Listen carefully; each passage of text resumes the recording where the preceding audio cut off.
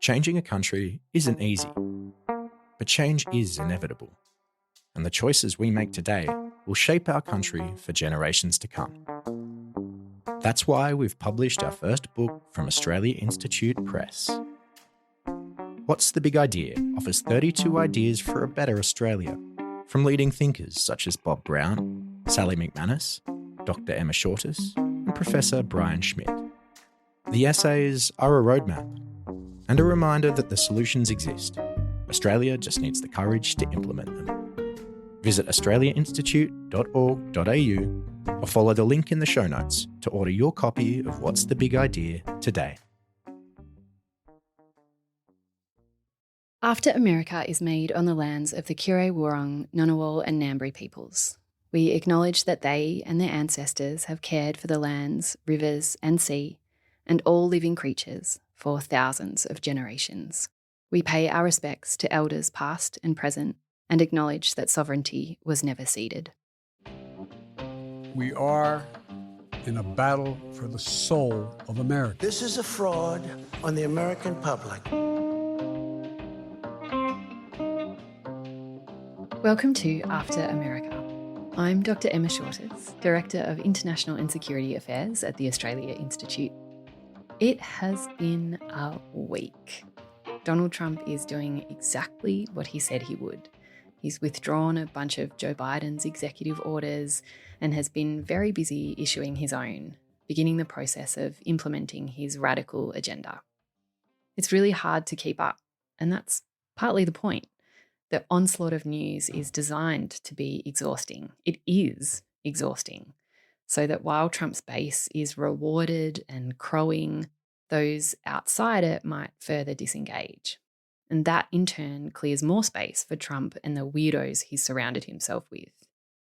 But those fanatics have been busy reminding us this week that what they do at home has huge implications for the rest of the world. To look more closely at those implications and just how much Trump is affecting Australia, this week we've got a special crossover episode with another Australia Institute podcast, Follow the Money. I spoke to Ebony Bennett, the Australia Institute's Deputy Director, about Trump's first week and what it means for the rest of us. Emma, it has only been a week, but it feels like a year or potentially even longer than that. But let's start with the executive orders from the new president, Donald Trump. What has Donald Trump signed? Or maybe what hasn't he?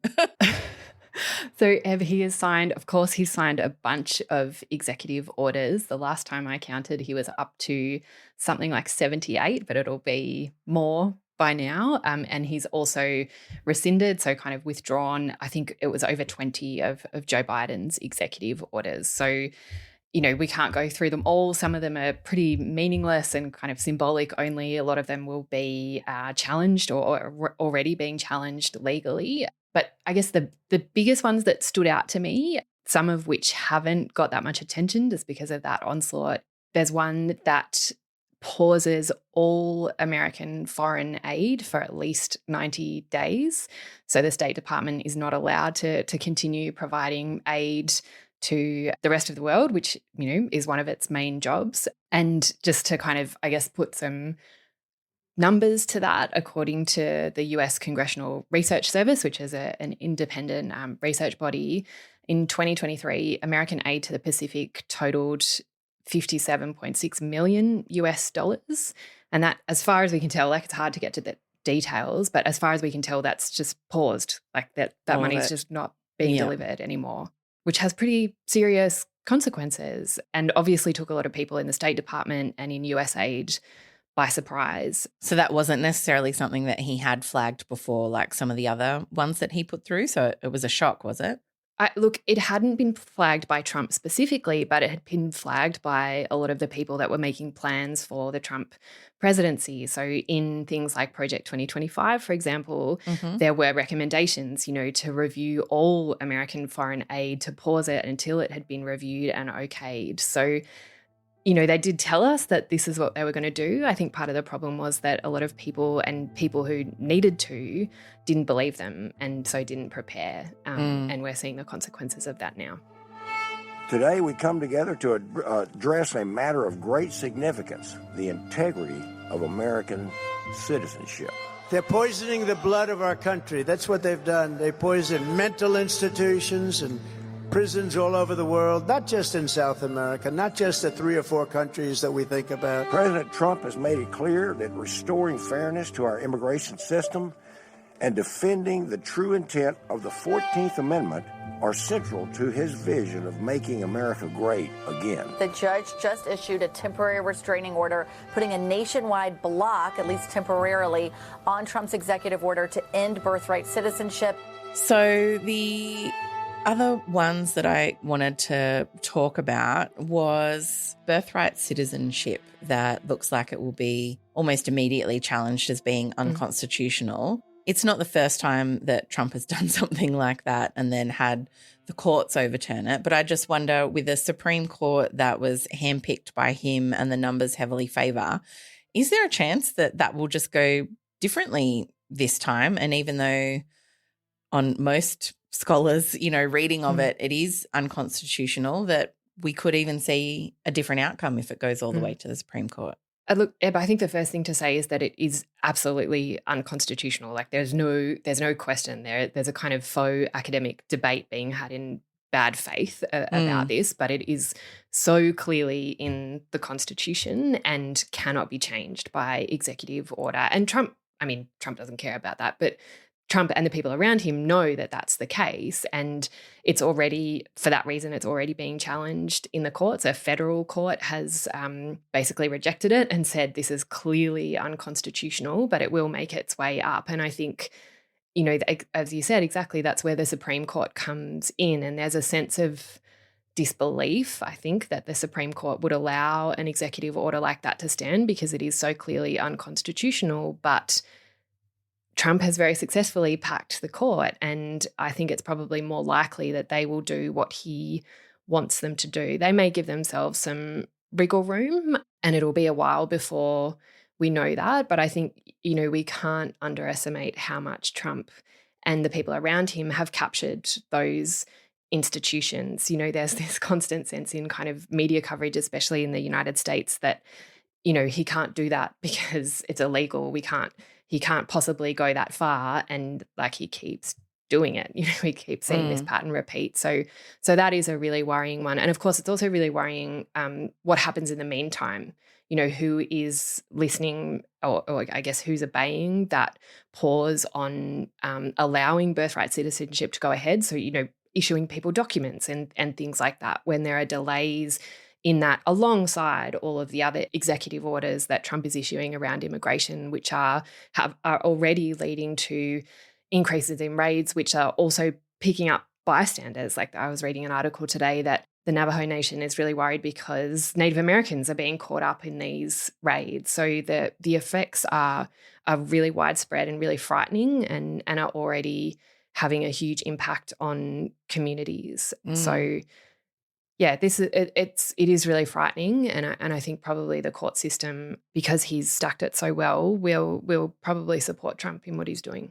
Yeah, well, I guess after Roe v. Wade, I wouldn't be shocked anymore, but it is shocking that that's kind of how much the American system has deteriorated, I guess, and you would hope particularly those kinds of institutions would withstand this kind of politics, but yeah, there's not good reason to hope, I guess. And Emma, there is a lot more going on than just the executive orders, and obviously we can't cover everything, but what are some of the key things that you think matter the most from this initial period post-inauguration? Yeah, thanks, Eb. Again, it's it's hard to kind of pull it apart because there is such a fire hose, of information. But a few other things have stood out to me aside from that onslaught of executive orders. One is an incident that happened yesterday at the time of recording, so kind of Sunday US time, Monday our time, where the United States is sending immigrants back to their countries of origin in South America, so sending plane loads of people back to Brazil or Colombia, for example, which is a long-standing practice, but it sounds like the actual practice of it is changing in that, the department is not sending people back on civilian planes. They've started sending them back on military planes and putting them in shackles and things like that. And there was a moment where the Colombian president refused to allow a couple of planes to land in Colombia with immigrants that escalated into a kind of Twitter tit for tat between two leaders, where Trump was threatening Colombia with 25% tariffs if they didn't allow the planes to land, that would then increase to 50% tariffs if that went on for a week.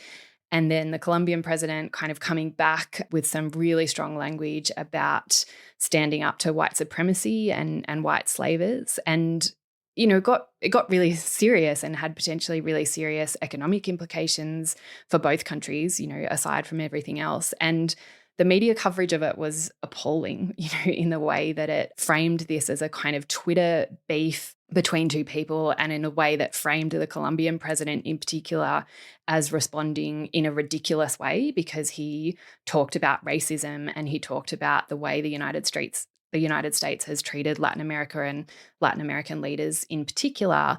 And then, when this issue was somehow resolved, there was this big kind of debate about who'd won, like who'd had the political victory.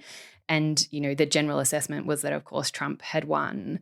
And it's just, I guess, it's a relatively small incident on the scale of Trump, in the scale of Trump world. But it, again, really stood out in both, the way Trump is willing to threaten allies and risk huge destabilization in the way that they treat people, and in the way that the media covers these issues. And especially from Australia, the way it's covered suggests that none of that will ever happen to us. Yeah, that we might be the exemption from the leopards eating faces party consequences.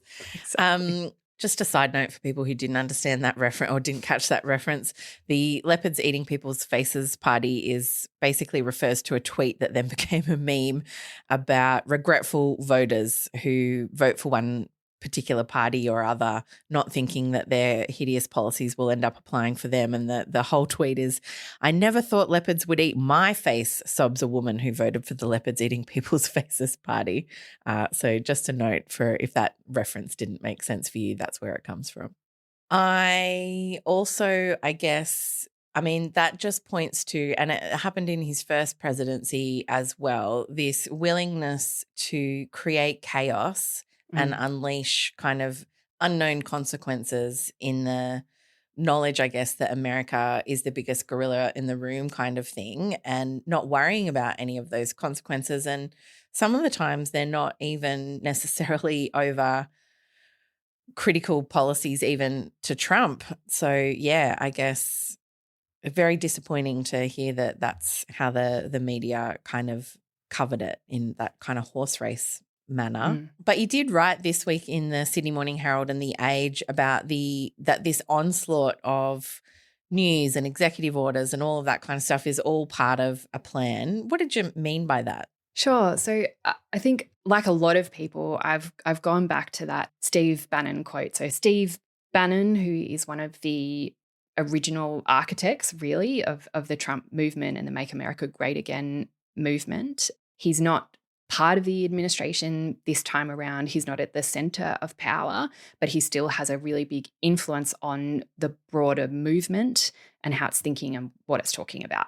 And he said in 2018 that the media is the enemy, and the way to deal with the enemy is to flood the zone. And what he means is to just have that onslaught of continuous news, executive order after executive order, crisis after crisis, incident after incident, even if it's a stupid Twitter thing, because what that does is overwhelm the media completely and make them lose their ability to report the stakes, right? Which is something that the media has talked about amongst itself for a long time now, but still, hasn't really been able to tackle in an effective way. And that happened the first time around. Like, I'm sure we're not alone in kind of feeling that, like, Trump redux, that all of a sudden you're sucked back into this universe where you cannot keep up with the detail. It's impossible to be across everything that they are doing.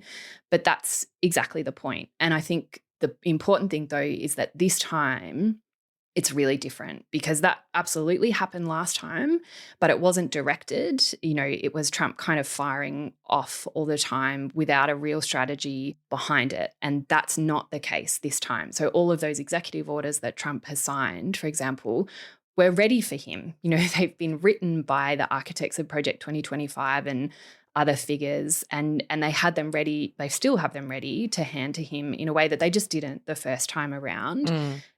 And those executive orders, again, in a way that they weren't the first time around, are designed to reward the people that brought Trump to power. They're designed to culturally and politically and even materially reward his base and so further kind of cement them in, make them feel like they're part of this in-group and that they have power. And I guess the kind of flip side of that is as well that it really disempowers opposition to Trump, that onslaught that you can't keep up with, where organizations are trying to litigate, they're trying to sue the administration for individual things that's doing, can really disempower a movement against Trump, and it can entirely understandably foster disengagement because people feel powerless in the face of that onslaught. Yeah, because I guess there's so many different fires to put out. Essentially, that's the strategy, isn't it? Little fires everywhere, and everyone's just trying to hose them down and leaves them missing the bigger picture or unable to engage or tied up doing those little things. Yeah, 100%. Or not little, I guess, but, just having to deal with all those consequences. There are elections that come and go. Some elections are, important, some are not. But this one this one really mattered. And I just want to say thank you for making it happen. Thank you.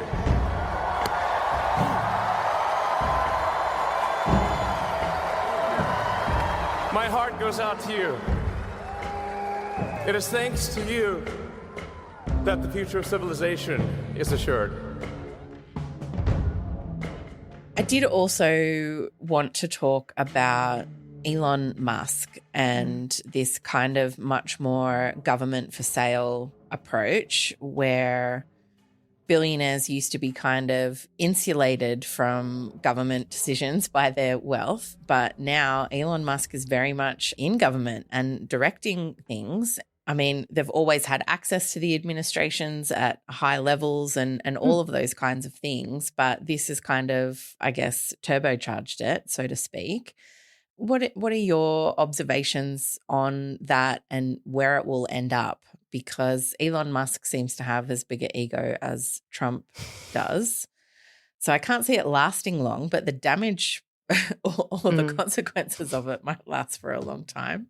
Yeah, I think they will. And it's one of, the question of who has the bigger ego, Donald Trump or Elon Musk, is a really it's a really difficult one to answer. Look, I think you're so right that those, billionaires, possibly soon to be trillionaires, have always been a huge part of American politics. They've always been right at the center. Just most of the time they've been better about being quiet about it, and not so public like that. Musk is there and is able to be there because those structures are already in place. It's like so many things with Trump. This is not new. It's just exactly as you said, it's turbocharged. Musk is a wild one, I think, because you're right. He is kind of apparently at the center of things and ready to effectively dismantle a lot of the agencies and departments of the federal government so that they can't, deliver what government is supposed to deliver, even in the fairly inadequate way that, the American system has been delivering. And of course, what that will do is then further undermine faith in the ability of the state to deliver things for people to make their lives better, which then further reinforces, the political arguments and persuasion of people like Musk and Trump. So you get kind of sucked into this vicious cycle, which again is entirely the point. I think, Musk, I'm sort of in two minds with Musk because I think it's also entirely possible that he is going to encounter a kind of political resistance to what he's trying to do that he's just never encountered before. He's always worked for business where you can walk in, especially in the United States, and just do whatever you want. He can fire whoever he wants without any effective guardrails. He hasn't worked with, and this is not a slide on public servants, he hasn't worked with public servants before who understand how systems of power work and how to use, regulations to, I guess, push back quietly on what Musk might try to do, or, be very effective at saying, yes, sure, like we'll do that, and then not do it at all. Like public servants are very good at that. And I don't think he is emotionally prepared for that kind of resistance. So how he reacts to that, I think, will be really important to watch. But I think it's also, it's at the same time, this is what I mean about being in two minds, it's easy to underestimate him because he is so cringe. Like he's so embarrassing and says the most ridiculous things, but then his politics is also terrifying. Like, to go back to that, what the media was calling a Nazi-style salute that he did twice at that post-inauguration rally for Donald Trump. The media then kind of goes into this frenzy about, like, did he mean it? Did he mean to do white supremacy? Like, of course he did. All you have to do is look through his Twitter feed and the things he said in the last several years, which are clear indications of his white supremacist politics that he now wants to extend, literally out from planet Earth to Mars. Like he sees himself as this kind of white civilizational messiah, and how that, like the scale of that ego might clash with Trump when Trump decides, that going to Mars is a stupid idea and he doesn't care about it anymore, will be pretty epic. And exactly as you say, what is the damage going to be from that clash? What is the fallout going to be from that clash? Not to mention, all the things that Musk is going to do in those federal government agencies and departments. And I also wonder, like, how he's going to go encountering, because he seems much more like, I guess if I would distinguish it this way, it would be a lot of other billionaires, not all of them obviously, but just seem interested in like removing competition and making as much money as possible, right?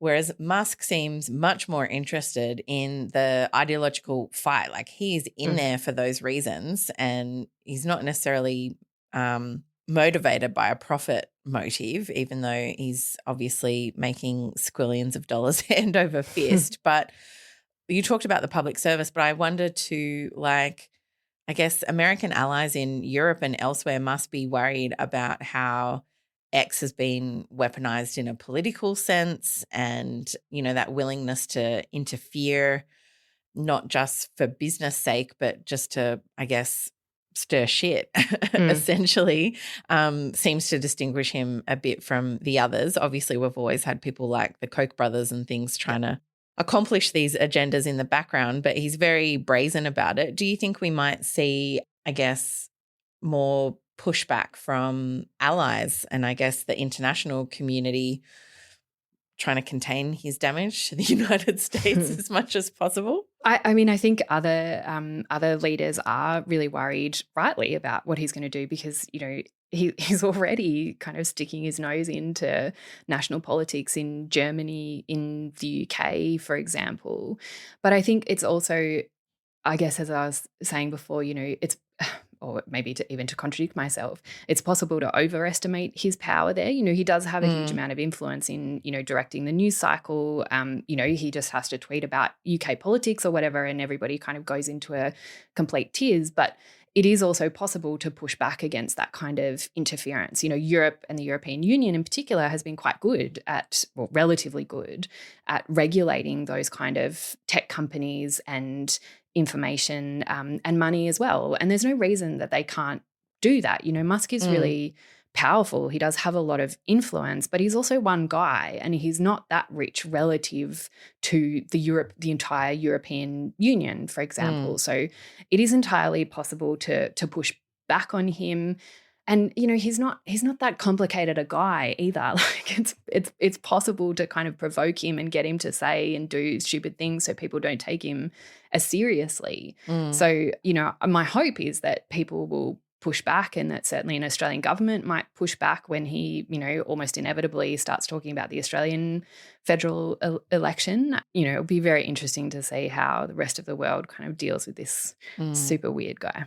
And we saw over the weekend, I guess, if we want to talk about the Australian context, that opposition leader Peter Dutton announced that Jacinta Price is going to take on an Elon Musk-style government efficiency portfolio.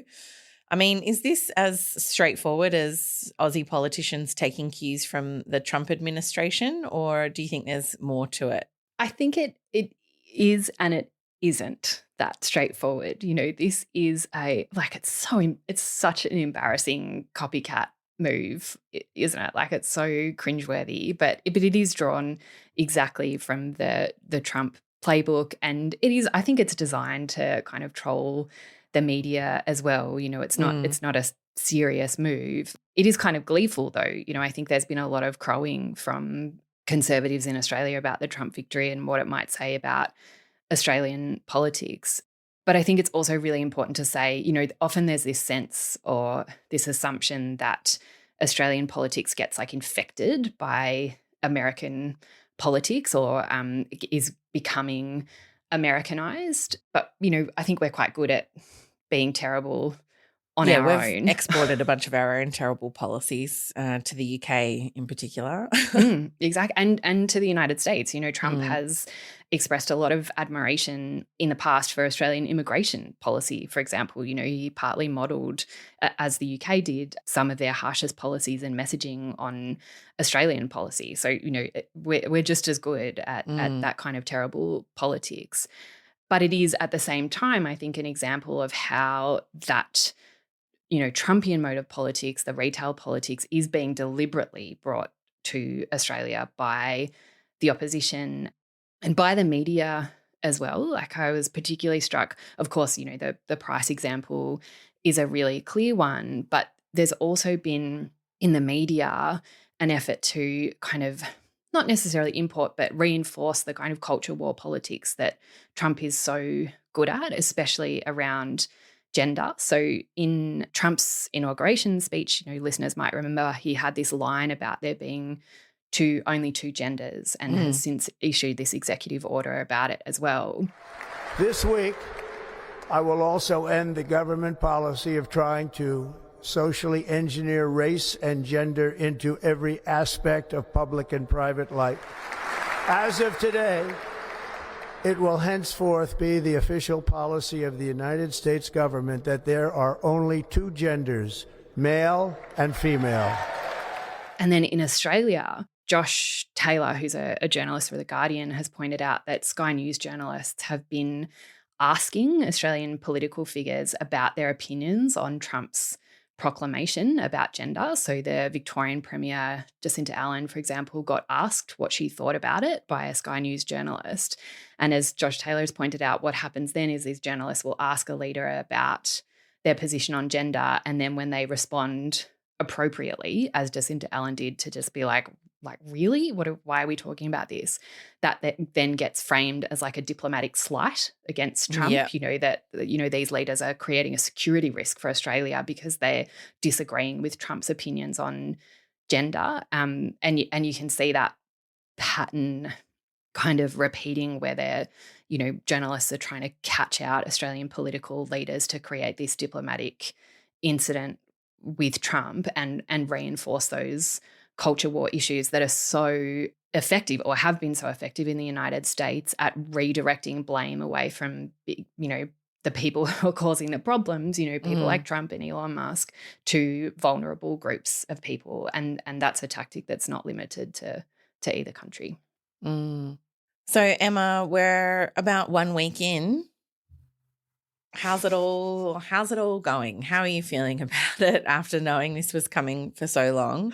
I mean, is it roughly what you expected? Is it better? Is it worse? How are you feeling after a week? What's your assessment of this first week and what it means for portends for things to come? I think it's both exactly what I expected and worse. I keep saying I was intellectually prepared for what it would be, but not emotionally, which I think is something that most people share. Look, I'm both heartened by the response to the second Trump administration and worried by it as well, especially here in Australia. There was another moment that really stood out to me last week, where the Australian Defence Minister, Richard Marles, was asked if Australia would militarily support the United States if it went after the Panama Canal or Greenland.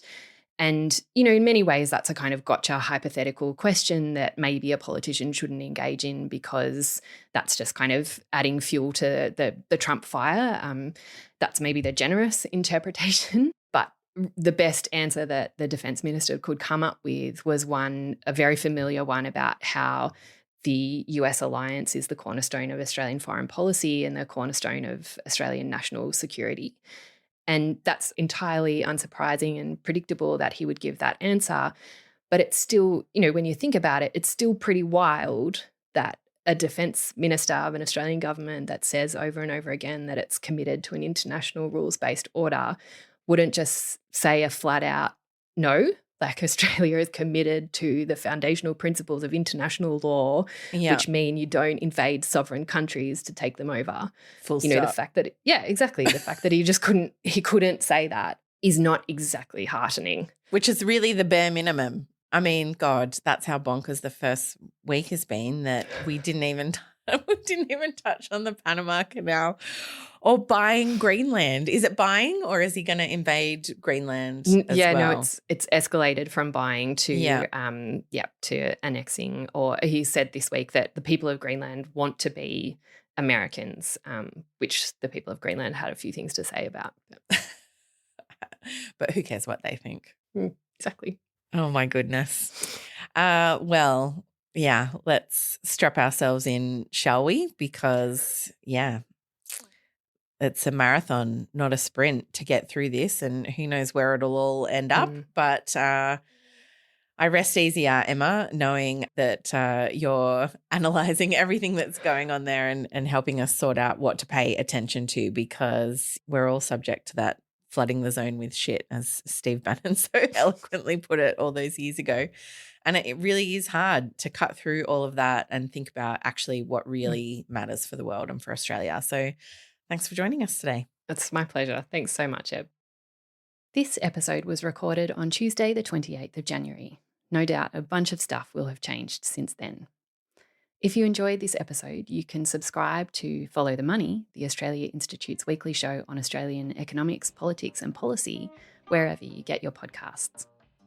And if you want to join us at our Climate Integrity Summit in Canberra on Wednesday, the 12th of February, you can get your tickets via our website, australiainstitute.org.au, or tap the link in the show notes. You can find us on social media. We are at the Oz Institute, that's with an AUS, on Twitter and Instagram, and at australiainstitute.org.au on Blue Sky. And you can reach out to us with feedback and episode ideas via our email address, which is podcasts@australiainstitute.org.au. After America is supported by the Andrew Farron Foundation and produced by Angus Blackman. Our music is from Blue Dot Sessions. We'll be back next week. I'm Emma Shortis. Thanks for listening.